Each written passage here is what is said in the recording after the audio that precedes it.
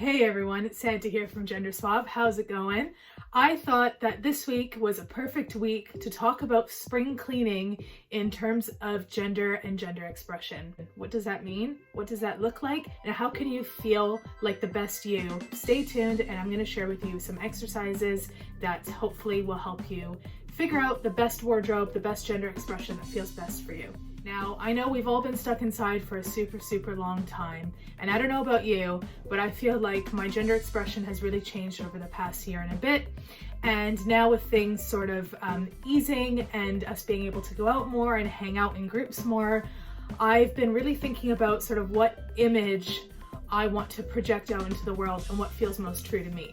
And that has really changed. So I usually am dressed up pretty intensely with a lot of accessories, a lot of bright colors and patterns, and over time I've really sort of dimmed down my clothing to be more black or more alt style, kind of emo-esque, I guess, if you will, and it's really changed.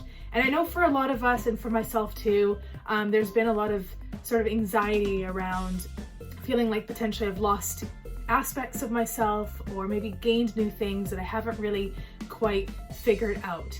And so what I found really useful and what I thought I would share with you today is keeping a gender journal.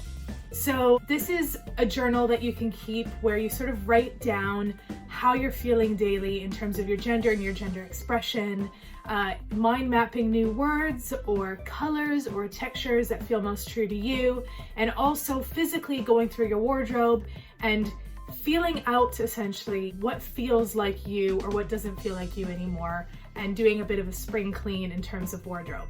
So I'm going to bring you some really just practical tips for today, and hopefully this will help you. And if you've got anything that you do in terms of journaling or, toying around with your gender expression and experimentation, I'd love to hear from you. So pop down your comments down below and subscribe if you like what you see. All right, so when it comes to gender journaling and specifically journaling self-expression, I like to do 4 different things, so jot these down. The first one is I like to write down keywords that express or explain my gender. So for example, I think of the color pink, I think of sparkles, I think of studs and spikes, chokers, harnesses, leather, any words that come to mind. Pretty boy, the word that I generally like to describe my gender with. Anything that comes to mind, write it down. All right, number 2, write down your favorite colors, your favorite textures, your favorite patterns, anything that comes to mind in terms of textiles and things that you wear. So do you like things that are smooth? Do you like things that are shiny, that are matte? Do you like things that have lots of holes in them? Do you like denim? Do you like faux fur? What kind of textures? Do you like animal print? So think of textures, prints, patterns, and colors that not only describe your gender, but that you feel most attracted to now. And this might actually be different than what you would have written down a year ago. All right, number 3. Write down your favorite style icons or any sort of style inspo that you feel you've really fed off of in the past year and a bit. So who are your favorite Instagram influencers? Maybe your favorite cartoon characters, your favorite film characters. Maybe you've got childhood cartoons or TV shows that you draw inspiration from. Think about maybe your friends and family around, or your close networks. Who do you feel that you're inspired by, or what are you inspired by? Is it nature? Is it animals? What around you inspires you? Where have you gotten that inspiration from recently? So for me personally, I've been really reflecting on my favorite screamo bands / emo bands back in the day. I really loved the whole sort of black hair aesthetic, black on black, checkers, flames, lots of safety pins, a lot of DIY style that sort of reflects emo culture.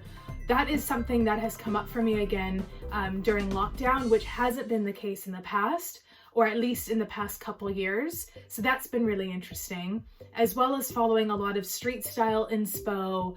A lot of skater wear has come back into my world, which back in the day, I was a sucker for tons of skate brands, and then for many years I kind of put that on the back burner, and it's totally come back. So think about brands, even any kind of inspo that you've seen lately. Maybe you even want to create a collage in your diary or in your journal that you're keeping.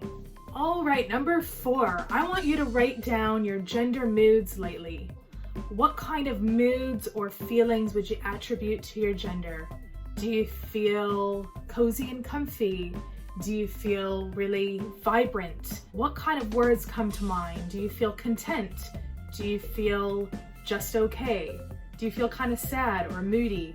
What kind of feelings come to mind when you think about what sort of feeling or what kind of mood you want to convey with your clothes? So give that a thought and jot down some words. All right, cool. So you've jotted down your 4 things, and the last thing that you're going to do today is you're going to go to your wardrobe, you're going to open up your chest of drawers, and you're going to start looking through your clothes. Start looking for things that you don't wear anymore, that don't really speak to you anymore. Is there anything in terms of textures that you don't really care for? Is there something that's been sitting in the wardrobe for 5 years and you just think, I'm ready just to, get rid of this? So really go through and think about how you want your wardrobe to be and how it reflects you. And you might want to also do some organizing in terms of spring cleaning as well. So maybe you want to color code your stuff. Maybe you want to categorize your clothes in terms of texture or in terms of season. So I'll leave it up to you to think about how you want to rearrange your wardrobe so you can get re-inspired.